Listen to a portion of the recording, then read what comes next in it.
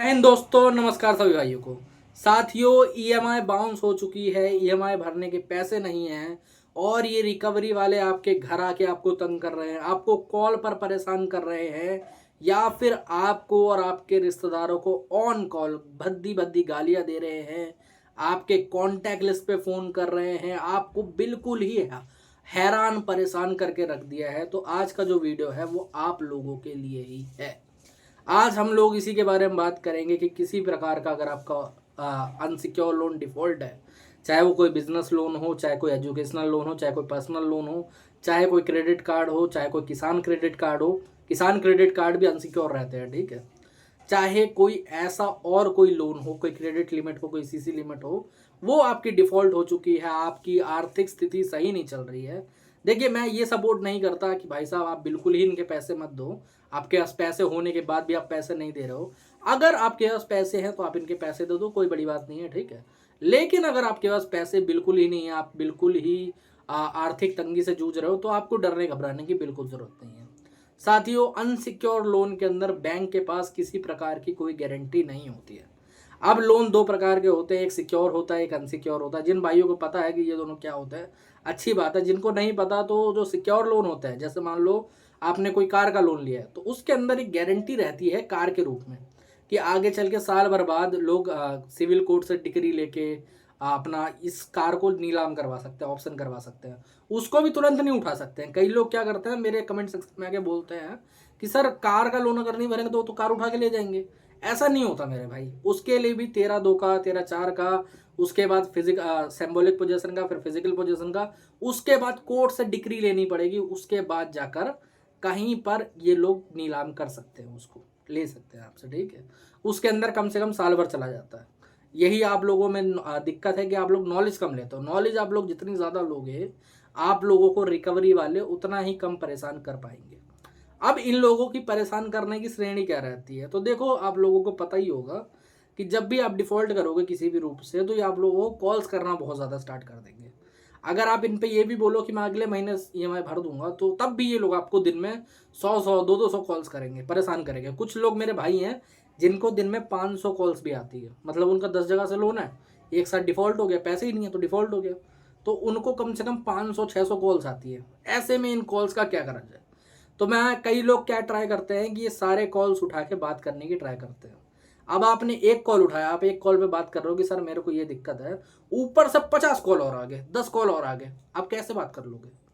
इनसे बात करने का सही तरीका ये है कि आप एक बैंक का दिन में एक कॉल उठाओ, जी हाँ, और उन पे सीधे बोलो कि मैं इस आर्थिक तंगी से जूझ रहा हूँ, मैं पेमेंट नहीं करवा पाऊंगा, मैं आगे चल के इसकी सेटलमेंट करूंगा 6-7-8 महीने के बाद जब मेरे पास फंड आएगा।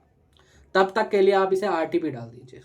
अब कई लोग बोलेंगे कि सर आरटीपी क्या होता है, तो आरटीपी का मतलब होता है रिफ्यूज टू पे। ओके। अब कई लोग बोलेंगे कि सर ऐसा सीधा मना कर देंगे तो सही नहीं रहेगा, ये तो गलत हो जाएगा बहुत ज़्यादा। क्या ये कस्टमर तो सीधे बोल रहा है रिफ्यूज टू पे, मना कर रहा है। तो मेरे भाई ऐसा नहीं होता, क्योंकि ये जो कोड है आरटीपी, ये कोई लीगल कोड नहीं है। ये दरअसल एक रिकवरी का कोड है। ये लोग जहाँ पर आप लोग बोलते हो ना, जैसे सपोज करो कि आपने बोल दिया कि मैं सर पेमेंट करवा दूंगा, तो इस करवा दूंगा कोई मतलब नहीं होता। उनको अपने कॉल के अंदर एक डाटा डालना होता है एक्सेल सीट में, या फिर जो इनके पास सिस्टम रहता है वहाँ पर वो लोग लिख देंगे कि कस्टमर ने बोला है कि शाम को 5 बजे की पीटीपी दी है, तो हो सकता है 5 बजे रिकवरी एजेंट आ जाए आपके घर पे, या फिर 5 बजे और कॉल्स आने लगे आपको। तो इसीलिए अगर आप आरटीपी डलवाओगे तो इन लोगों को पता चल जाएगा कि कस्टमर की हालत ठीक नहीं है, वो पैसा नहीं दे पाएगा, सीधी सी बात है, ओके। और वो फिर आप पे ट्राई भी ज़्यादा नहीं करते, आपको परेशान भी उतना ज़्यादा नहीं करते हैं, ठीक है। अब कई लोग बोलते हैं कि सर इनको ट्रीटमेंट गाली गलौज करते हैं, बदतमीजी करते हैं, तो ऐसे में क्या करा जाए? तो मैं एक चीज़ बताना चाहूँगा, देखो, रिकवरी वालों को आपको ट्रीटमेंट आज नहीं तो कल देना पड़ेगा। अगर वो एक गाली देते हैं तो आपको 10 देनी पड़ेगी, सच्चाई बात बता रहा हूँ, जेन्युइनली है, ठीक है। ये ऐसा नहीं है कि आपने 10 गाली दे दी तो आपके ऊपर कुछ हो जाएगा, या वो है। अगर ये लोग रिकॉर्डिंग लेके कहीं पर जाते भी हैं तो ये उल्टा खुद फंस जाते हैं, समझे? कि आपने कस्टमर को पहले ये चीज़ क्यों बोली है। आप कस्टमर हो, आप कुछ बोल सकते हो, कोई दिक्कत वाली बात नहीं है, ठीक है। तो अगर आपको एक गाली आ रही है तो आप 10 गाली दो, ये मैं पहले ही बोल के चल रहा हूँ, ठीक है। रही बात कॉन्टैक्ट लिस्ट पे ये लोग फ़ोन करने की ट्राई करते हैं, तो उसके लिए मैंने स्पेशलाइज अलग वीडियो बना रखे हैं। मेरे चैनल के ज्वाइन सेक्शन में आप जाओगे तो वहाँ पर 2 वीडियोस पड़े होंगे, आप उन 2 वीडियो को देखो। कॉन्टैक्ट लिस्ट आप लोग मेरे को मैसेज करके, व्हाट्सअप का नंबर आ रहा है ऊपर, कॉन्टैक्ट लिस्ट मेरे को मैसेज करके आप लोग ले सकते हो, ठीक है, मैं आपको वहाँ पर प्रोवाइड करवा दूंगा। कम से कम हमने 50,000 नंबर्स की कॉन्टैक्ट लिस्ट बना के रखी हुई है, तो डरने घबराने वाली कोई बात नहीं। आपके सारे नंबर चेंज हो जाएंगे, उनके पास आपका कोई नंबर रहेगा ही नहीं, समझे। अब कई लोग बोलेंगे कि सर मैं तो जॉब पे रहता हूँ, ये परेशानी रहती है, वो परेशानी रहती है, तो मैं कॉल पे बात नहीं कर पाऊंगा। तो इसके दो ऑप्शन है। एक ऑप्शन थोड़ा कठिन है, जैसे मान लो आप कॉल पूरी बंद कर देते हो, तो ये होने लगेगा कि आपके रेफरेंस नंबर पे कॉल जाने लगेंगे। और सेकंड चीज़ ये होगी कि आपके घर पे विजिट ज़्यादा होने लगेगी, क्योंकि जब बैंक का आपसे कोई कांटेक्ट ही नहीं रहेगा, कोई इनपुट पड़ेगा ही नहीं, तो वो लोग विजिट ज़्यादा कर देंगे, आपके घर पे विजिट ज़्यादा होंगे। इसके उपाय में आप ये कर सकते हो कि आप कॉल फॉरवर्डिंग की सेवा ले सकते हो, चाहे तो हमारी कॉल फॉरवर्डिंग की सेवा ले सकते हो या किसी और की करवा सकते हो, कोई दिक्कत नहीं है। उसमें क्या होगा कि आपके सारे कॉल्स उठ जाएंगे, बातचीत हो जाएगी, तो काम बन जाएगा, आपका विजिट वगैरह कम होगी, समझ रहे हो, कोई दिक्कत वाली बात नहीं है। यहाँ पर ये चीज़ होगा, और बाद में चल के आगे चल के आरबीआई में कंप्लेंट करके कॉल्स भी रुक जाती है, तो कोई डरने वाली उसके अंदर बात नहीं है, ठीक है। सेकेंडरी चीज़, होम विजिट से आप लोग बहुत ज़्यादा डरते हो, ठीक है। तो आज मैं ऑन फ्रंट कैसे रोका जाता है उसको ही बताऊंगा, और ऑफ फ्रंट कैसे रोका जाता है। तो देखो, सारी होम विजिट कंप्लेंट के द्वारा रोकी जा सकती है। आप पहले बैंक को कंप्लेंट करो, उसके बाद आरबीआई को कंप्लेंट करो, आपकी होम विजिट से रुक जाएंगे सीधे तौर पे। बट अगर मान लो कि आपके पास टाइम नहीं था, आपने कंप्लेंट नहीं करी, और किसी दिन किसी रिकवरी वाले से आपका पाला पड़ गया, तो उसको हैंडल कैसे करा जाए। तो देखो, आपको सीधे ही उसे बताना है कि देखो मेरा मल्टीपल डेब्ट्स है, मेरे पास मल्टीपल लोन्स हो चुके हैं, और मैं पेमेंट इसकी कर नहीं पाऊंगा, आगे चल के सेटलमेंट ही होगी, आपको सीधे ये बोलना है। अगर तो वो आपकी बात मान लेता तो बहुत बढ़िया बात है, चुपचाप चला जाएगा।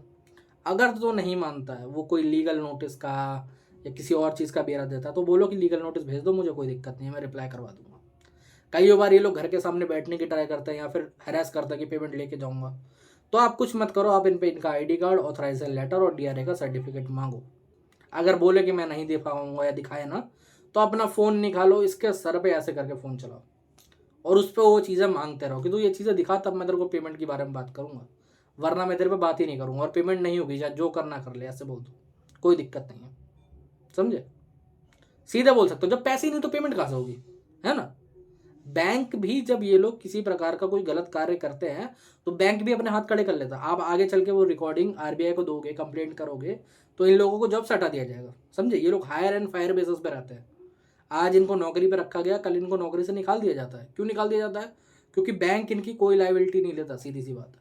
तो आप इनकी बातें क्यों सुनोगे ऐसे लोगों की, जो बैंक ऑथराइज ही नहीं है, जिनके पास आईडी कार्ड ही नहीं है, ऑथराइजेशन लेटर ही नहीं है, डीआरए की कोई ट्रेनिंग ही नहीं करी है उन्होंने। कितने घंटे की होती है डीआरए की ट्रेनिंग? 100 घंटे की होती है, इन्होंने 1 घंटे की भी नहीं करी होगी, समझे। तो इसीलिए आप लोगों को ये चीज़ें मांगनी है, ये चीज़ें करनी है। अगर ये चीज़ आपको नहीं, और हाँ, कई लोग ये करते हैं ना गलती, वीडियो बनाया और थोड़ा वीडियो काट के छोड़ दिया। वीडियो बना के रखो, 10 मिनट खड़ा, 10 मिनट वीडियो बना, कोई दिक्कत नहीं है। अगर कुछ ज़्यादा ही परेशान कर दे रहा है, हैरान कर दे रहा है, वो नहीं कर रहा, तो आप वीडियो बंद करो उसके बाद, और अपनी वाइफ से, अपनी मदर से, उनसे 100 नंबर डायल करवाओ, 112 नंबर या 100 नंबर डायल करवाओ। ऐसा क्यों? क्योंकि देखो, कई बार आप लोग करते हो कॉल, तो पुलिस उतना अच्छा अप्रोच नहीं दिखाती है, लेकिन आपकी फैमिली अगर करेगी, लेडीज़ करेगी, तो ज़रूर पुलिस आएगी। और कई लोग बोलते हैं कि पुलिस से अगर इन लोगों ने बातचीत कर ली तो क्या होगा? कुछ नहीं होगा, पुलिस के आने से पहले ये लोग भाग जाएंगे, जेनुअनली कह रहा हूँ। पुलिस, अगर ये लोग खड़े भी रहेंगे तो पहले ही भाग जाएंगे, सर मैंने कुछ करा नहीं, ये नहीं, वो फलाना ढिमकाना, समझ रहे हो। तो डरे घबराए ना, बिल्कुल टेंशन ना ले। और अगर होम विजिट होने से पहले रोकना चाहते हो, तो मैंने तरीका बताया, पहले बैंक को कंप्लेंट, उसके बाद 30 दिन के बाद आरबीआई में कंप्लेंट होगी, कुछ प्रूफ वगैरह सबमिट करने पड़ेंगे, कॉल रिकॉर्डिंग की, और आपकी विजिट रुक जाएगी, समझे। और रही बात लीगल नोटिसेस वगैरह की, तो मैं आप लोगों को बता देना चाहता हूँ, लीगल नोटिसेस अगर आपको आ रहे हैं, डरे घबराए बिल्कुल ना। लीगल नोटिसेस का जवाब आप लोग भी अपनी तरफ से नोटिस भेज के ही करें, समझे। कोई लीगल नोटिस आया, आप सिंपल रूप से नोटिस का जवाब दे दीजिए। कोई कोर्ट से समन आया तो कोई बात नहीं, आप कोर्ट पे जो भी हाजिरी अपने लॉयर के द्वारा या फिर खुद जाके बेल ले लीजिए, खत्म कहानी, कोई दिक्कत नहीं है। लोन के अंदर यही सारी चीज़ें होती हैं, आगे चल के सेटलमेंट होती है आराम से। आपकी सेटलमेंट आराम से 10 से 15-20% के अंदर हो जाएगी, समझे। तो डरे घबराए ना, इनकी टेंशन में मत आए, क्योंकि ये रिकवरी वाले सिर्फ इन्होंने डर का खेल पाल रखा है, और कुछ नहीं है। ये जो 3-4 बंदे आते हैं ना, ये किस लिए आते हैं? आप मेरे को एक बात बताओ, ये 3-4 बंदे क्यों आते हैं? ये लोग अपनी सेफ्टी के लिए आते हैं, क्योंकि कई जगहों पे रिकवरी वालों की इतनी नहीं सुनी जाती, वहाँ पर पीट दिया जाता है रिकवरी वालों को, धो दिया जाता है रख के, और इन लोगों की तो कंप्लेंट भी नहीं लिखी जाती कहीं पर, समझ रहे हो। ऐसा क्यों? तो ये अपने बचाव के लिए आता है कि हम लोग 4 बंदे जाएंगे तो सामने वाला कुछ बोल नहीं पाएगा या फिर हमें पीट नहीं पाएगा अच्छे से। गाँव में भी अच्छी धुलाई होती है इनकी, ऐसी बात नहीं है, समझ रहे हो? तो डरे घबराए ना, इनके जो फोमो इन्होंने क्रिएट करा है ना, इसको ब्रेक करो। आपको मेंटली नहीं हारना है। मैं आपको बताना चाहूँगा कि अगर कोई बंदा व्यक्ति उसका पैर टूटा हुआ है, हाथ टूटा हुआ है, तो वो नहीं हारता वहाँ पर। बट अगर कोई मेंटली अपने दिमाग से टूट गया है ना, तो वो एकदम परेशान हो जाता है, दिक्कत में आ जाता है, समझ रहे हो? तो आप लोग ऐसी दिक्कत मत पालो, खुद से डरे मत, घबराए मत। आगे चल के हर एक लोन की सेटलमेंट आपके हो जाएगी अनसिक्योर वाले की। जब भी साल भर बाद पैसा आए, 2 साल बाद आए। कई लोग मेरे को ये भी बोलता है कि सर पैसा नहीं आ पाएगा साल भर, तो क्या करेंगे? तो 1.5 साल के बाद सेटलमेंट कर लेना, कोई बड़ी बात नहीं है, समझ रहे हो? वो तब तक रुका रहेगा सारी चीज़ें। रिकवरी कुछ महीने की मेहमान होती है, उसके बाद रुक जाती है। तो डरने घबराने वाली उतनी बात नहीं है। और दोस्तों, आज के वीडियो में इतने। अगर वीडियो अच्छा लगा हो तो चैनल को सब्सक्राइब कर लेना, और अगर हमसे जुड़ना चाहते हो ऊपर नंबर आ रहा है, व्हाट्सएप पर मैसेज कर सकते हो, ठीक है? जय हिंद।